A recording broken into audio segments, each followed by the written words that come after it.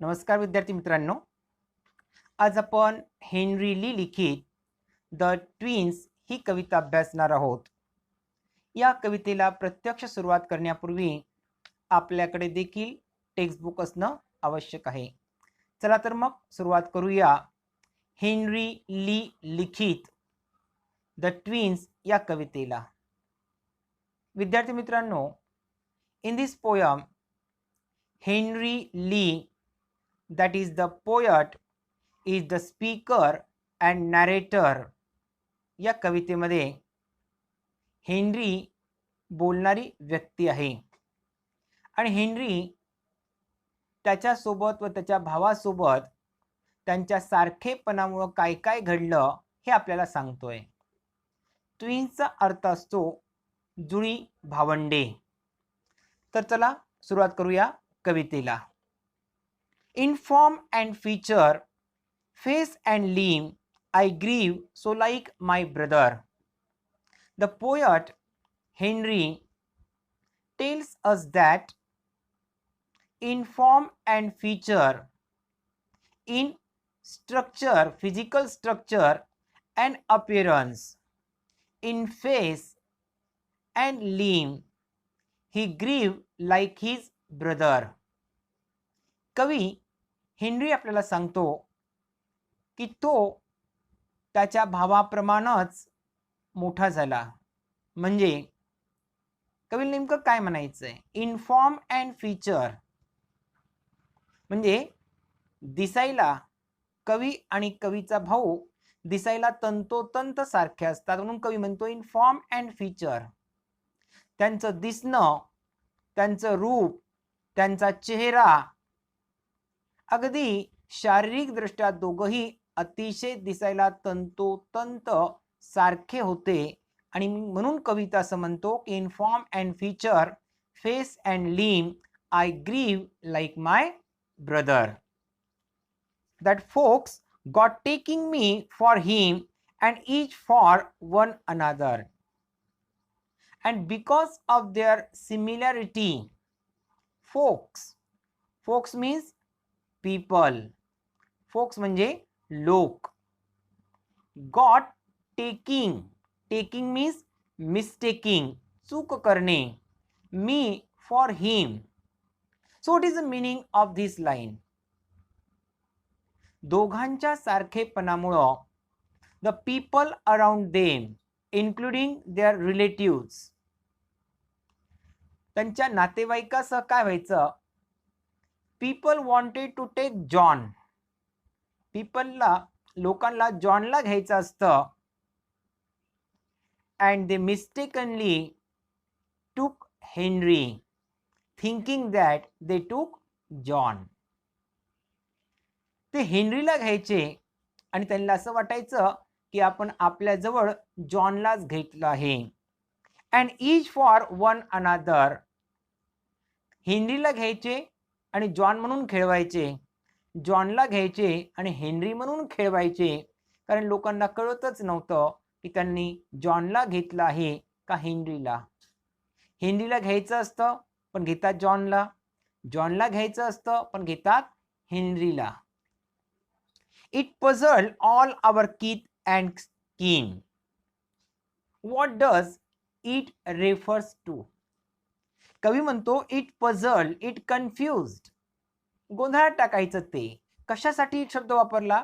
The similarity between the poet and his brother. कवी आणि कवीच्या भावामध्ये जे साधर्म्य असतं दिसण्यामध्ये, त्या साधर्म्याला, त्या सिमिलॅरिटीला कवी म्हणतो इट.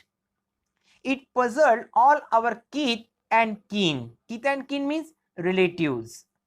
कवी म्हणतो की their similarity confused all their relatives and friends. सर्व त्यांचे काही नातेवाईक वा आई वडिलांचं मित्रमंडळ असेल, या सर्वांना त्यांच्या सारखेपणानं नेहमीच गोंधळात टाकलं.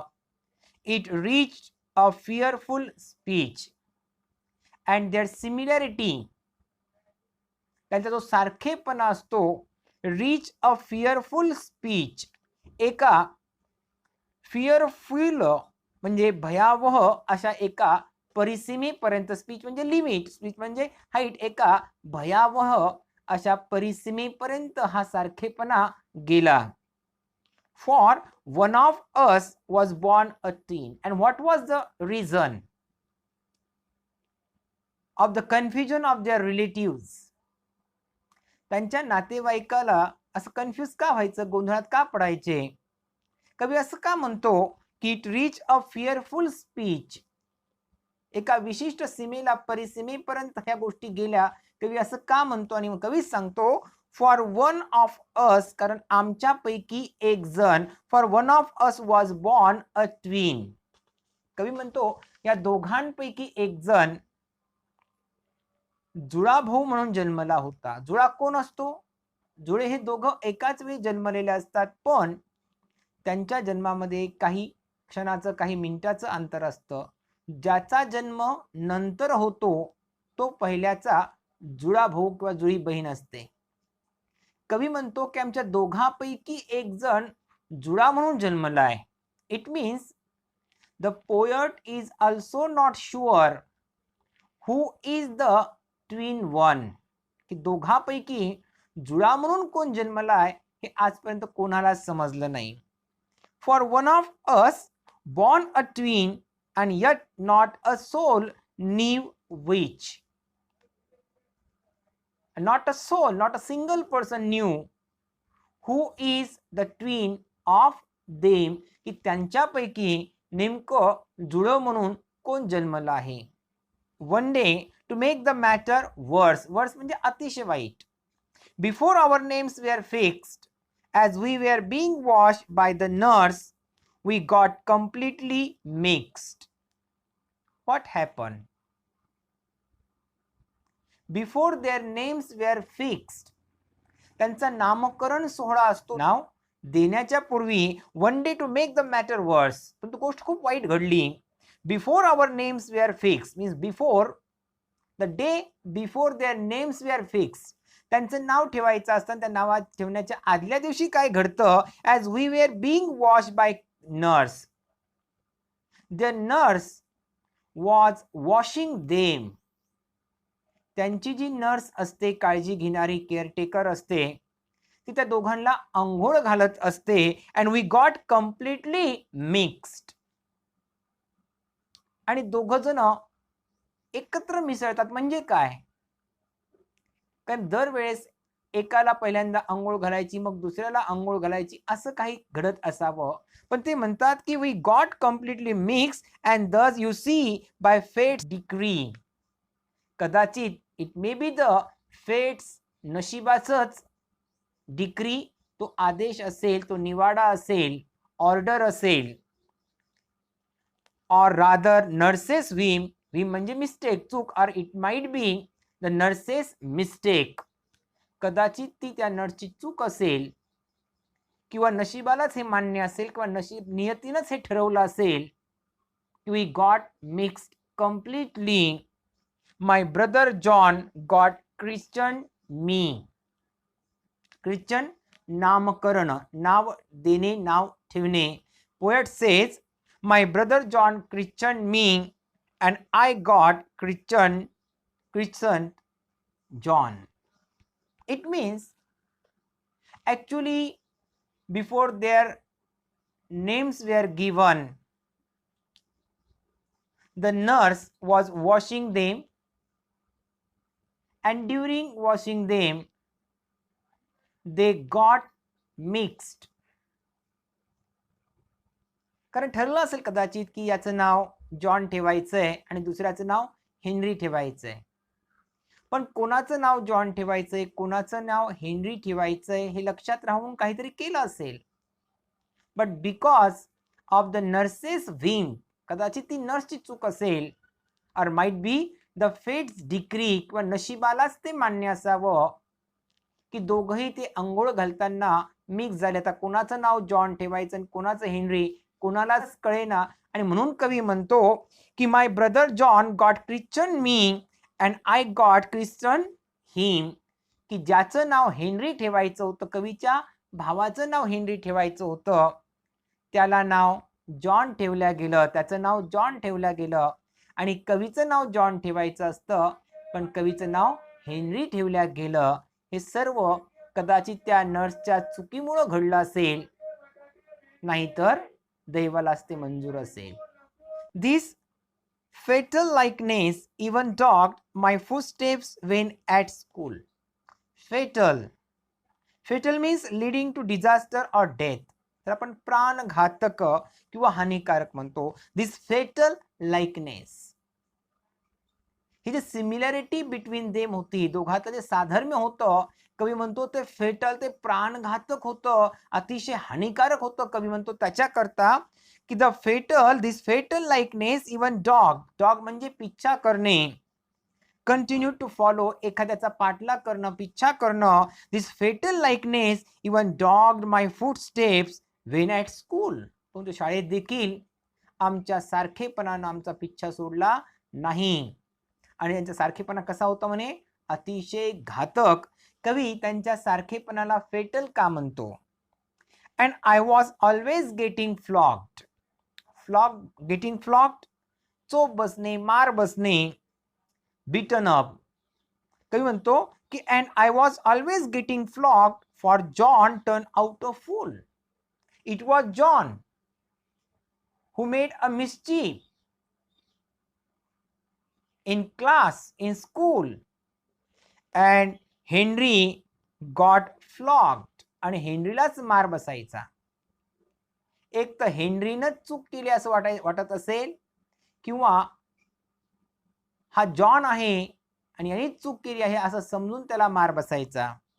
दिस fatal likeness even dog my footsteps when at school and I was always getting flogged for John turned out a fool. I put this question fruitlessly. कवी कंटाळला या गोष्टीला, मार खाण्याला. खोड्या जॉन करायचा आणि मार हेनरीला बसायचा, आणि म्हणून वैतागून अनेकांना हेनरीने हा प्रश्न केला. I put this question fruitlessly. कवी म्हणतो की त्यानं हा प्रश्न अनेकांना निष्फळपणे, निरर्थकपणे केला. Look at the word fruitlessly. कवी याला फ्रुटलेसली का म्हणत असावा? To everyone I knew, whoso ever the person he knew. जो व्यक्ती कवीच्या ओळखीचा होतो, कवी म्हणतो की प्रत्येकाला हा फ्रुटलेसली, निरर्थक, निष्फळपणे प्रश्न केला. Because poet was sure that he would never get the proper answer to his question. कारण कवीला माहित असतं की त्याच्या प्रश्नाचं त्याला योग्य उत्तर कधीच भेटणार नाही. And what was his question? कवी प्रत्येकाला विचारायचो, everyone I knew what would you do if you were me. समजा तुम्ही मी असतात, म्हणजे आपण कवी असतो. व्हॉट वुड यू डू, तुम्ही काय केलं असतं, आपण काय केलं असतं. To prove that you were you, तुम्हीच आहात. म्हणजे कवी म्हणतो, समजा तुम्ही माझ्या ठिकाणी, समजा तुम्ही हेनरी असतात आणि तुम्हीच हेनरी आहात, हे सिद्ध करण्याकरता तुम्ही काय केलं असतं. I put this question fruitlessly to everyone I knew what would you do. मी प्रत्येकाला प्रश्न केला, व्हॉट वुड यू डू, तुम्ही काय केलं असतं. इफ यू वेअर मी, जर तुम्ही मी असतात, तुम्ही माझ्या ठिकाणी असतात. To prove that you were you, आणि तुम्हाला हे सिद्ध करायचंय की तुम्हीच आहात. Our close resemblance turn the tide. Our close resemblance means likeness, साधर्म्य, सारखेपणा, साम्य. Our close resemblance turn the tide. Turn the tide means change the situation. तो की आमच्या सारखेपणामुळे आमच्या आयुष्यातल्या अनेक परिस्थिती बदलल्या. Our close resemblance turn the tide of my domestic life. तो एवढंच नाही, our close रिझेम्बलन्स, our similarity change the domestic life also. कवी म्हणतो की त्यांच्या सारखेपणानं खूप काही परिस्थिती बदलल्या, पण त्यांचं कौटुंबिक आयुष्य देखील बदललं. फॉर सम हाऊ, तो म्हणतो फॉर कारण, सम हाऊ कसं घडलं माहित नाही. कसे ते कहीना पण घडलं. For somehow my intended bride, intended पूर्वनियोजित, ठरलेली, ब्राईड वधू, बायको. म्हणतो जिच्यासोबत माझं लग्न ठरलं होतं, जिच्यासोबत मला लग्न करायचं होतं किंवा जिच्यासोबत तिचं लग्न पूर्वनियोजित ठरलं होतं, बिकेम माय ब्रदर्स वाईफ. म्हणजे जिच्यासोबत कवीचं लग्न ठरलं होतं, काय माहित काय घडलं, पण ती कवीच्या भावाची बायको बनली. जी कवीची बायको होणार असते, काहीतरी घडलं आणि कवीचं कौटुंबिक आयुष्यच त्यामुळे बदललं आणि जी कवीची बायको होणार असते ती आता जॉनची म्हणजे भावाची बायको बनली. Our close resemblance turn the tide of my domestic life. For somehow my intended bride became my brother's wife. In fact, year after year, the same absurd mistakes went on. वर्षोनवर्ष अशाच absurd mistakes, foolish, absurd म्हणजे foolish mistakes, हास्यास्पद चुका होत गेल्या.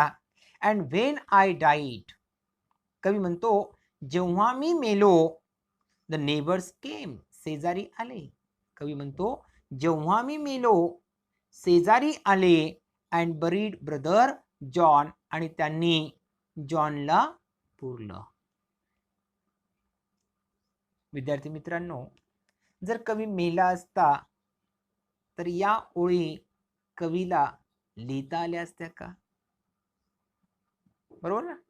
मग कवी असं का म्हणतो की when I died the neighbours came and buried brother John. जेव्हा मी मेलो तेव्हा शेजारी आले आणि त्यांनी जॉनला पुरलं. समजा कवी खरंच मेला असता तर पुरेपर्यंत जॉन शांत बसला असता का? तो हालचाल केली असती, आरडला असता, ओरडला असता, मी जिवंत म्हणला असता ना. या दोन ओळीचा अर्थ काय घ्यायचा आपण? When I died, the neighbors came and buried brother John. याचा अर्थ आपण असा घ्यायचा की जो मेला तो जॉनच असतो, जॉनच मरतो. But people thought that Henry died. लोकांना वाटतं हेनरी मेला आहे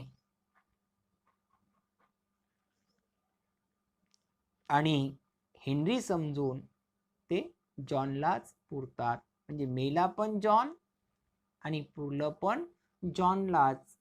पण it was a mistake of the people to consider John as a Henry. आणि म्हणून कवी म्हणतो when I died the neighbours came and buried brother John. जेव्हा मी मेलो तेव्हा लोक आले आणि लोकने जॉनलाच पुरलं. म्हणजे मेला जॉन, पण लोकांना वाटलं हेनरी मेला आहे आणि त्यांनी पुरलं जॉनलाच, पण काय समजून? हेनरी समजून. आणि म्हणून कवी म्हणतो की when I died the neighbours came and buried brother John.